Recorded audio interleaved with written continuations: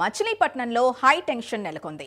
ప్రభుత్వ మెడికల్ కాలేజీల ప్రైవేటీకరణను నిరసిస్తూ చెలో మెడికల్ కాలేజ్కి వైసీపీ పిలుపునిచ్చింది. అక్కడికి వెళ్తుండగా పోలీసులు అడ్డుకున్నారు. దీంతో అక్కడ ఉద్రిక్తత వాతావరణం నెలకొంది. పోలీసులు వైసీపీ నాయకుల మధ్య వాగ్వాదం, తోపులాట చోటు చేసుకుంది.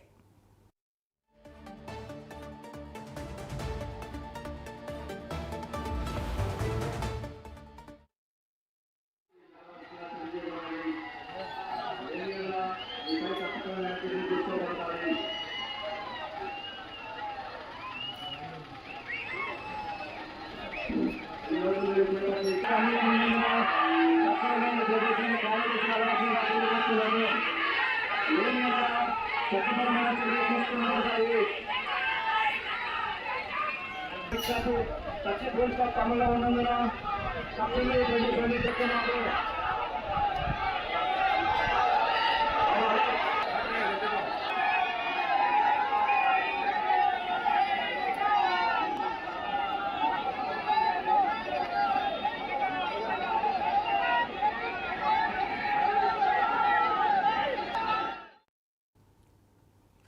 మచిలీపట్నంలో హై టెన్షన్ నెలకొంది. ప్రభుత్వ మెడికల్ కాలేజీల ప్రైవేటీకరణను నిరసిస్తూ చెలో మెడికల్ కాలేజ్కి వైసీపీ పిలుపునిచ్చింది. అక్కడికి వెళుతుండగా పోలీసులు అడ్డుకున్నారు. దీంతో అక్కడ ఉద్రిక్తత వాతావరణం నెలకొంది.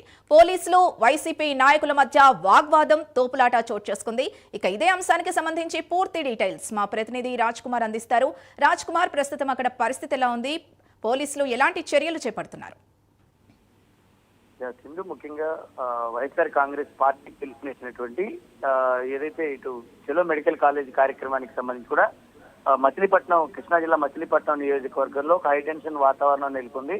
ముఖ్యంగా కనుక చూస్తే ఏదైతే ఇటు మెడికల్ కాలేజీ ప్రైవేటీకరణను చేయాలని కూటమి ప్రభుత్వం నిర్ణయిస్తుంది. దీన్ని పీపీపీ విధానం అని తీసుకుని వచ్చి పూర్తిగా కూడా ప్రైవేటు వ్యక్తులకు కట్టపెట్టాలనే ఒక నిర్ణయం తీసుకున్నారంటూ కూడా వైఎస్ఆర్ కాంగ్రెస్ పార్టీ దీనిపైన ఆందోళన చేస్తా ఉంది. దీనికి సంబంధించి కూడా కృష్ణా జిల్లా మచిలీపట్నం నియోజకవర్గంలో మాజీ మంత్రి పేర్ని నానితో పాటు అదేవిధంగా కృష్ణా జిల్లాకి సంబంధించినటువంటి మాజీ ఎమ్మెల్యే అవినిగడ్డ, మాజీ ఎమ్మెల్యే సింహాద్రి రమేష్ తో పాటు వైఎస్ఆర్ కాంగ్రెస్ పార్టీలో ఉన్నటువంటి సీనియర్ నేతలందరూ కూడా ఈ కార్యక్రమానికి హాజరయ్యారు. కానీ పోలీసులు మాత్రం, అంటే ఈ మెడికల్ కాలేజీ చుట్టుపక్కల పెద్ద ఎత్తున భద్రత ఏర్పాటు చేశారు. భద్రత ఏర్పాట్లు చేసినటువంటి నేపథ్యంలో ఆ కాలేజీ ప్రాంగణంలోకి వెళ్ళడానికి ఎలాంటి అనుమతులు లేవు. మీకు ఎలాంటి అనుమతి లేదు ఈ కార్యక్రమాన్ని చేయడానికని ముందస్తుగా నోటీసులు ఇచ్చినప్పటికీ కూడా పోలీసులు మాటను కూడా కాదని వీళ్ళు వెళ్ళేటువంటి ప్రయత్నం చేశారు. మొత్తానికి అక్కడ వైఎస్ఆర్ కాంగ్రెస్ పార్టీ నాయకులందరూ కూడా పెద్ద ఎత్తున చేరుకున్న నేపథ్యంలో అక్కడ ఒక హైటెన్షన్, ఉద్రిక్త వాతావరణం చోటు చేసుకుంది.